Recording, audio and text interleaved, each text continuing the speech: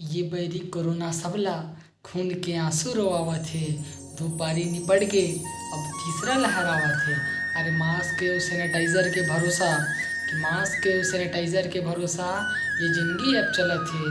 सबके मन में डर बैठ के आनी बानी के विचार पलत हे। अरे ये बैरी कोरोना कतको के आस ला टोरे हे। पढ़ैया लिखैया मन के भविष्य ला चिखरा मा बोरे हे। अरे कतको के घर बार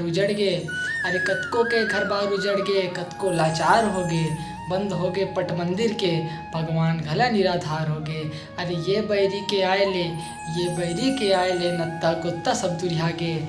आनी बानी के उदिम करत सबके मती छरिया गे। अब थोरकिन दया तो करो प्रभु ये बैरी ले सबला बचावो। अपन प्रजा के रक्षा खातिर तुम ये भुइयाँ में आवो। बहुत बहुत धन्यवाद संगवारी हो। मैं कवि आकाश साहू भैया। और अगर आप सब मोर वीडियो पसंद आई, मोर कविता पसंद आई तो वीडियो ला लाइक करो, शेयर करो और चैनल को सब्सक्राइब करो। धन्यवाद।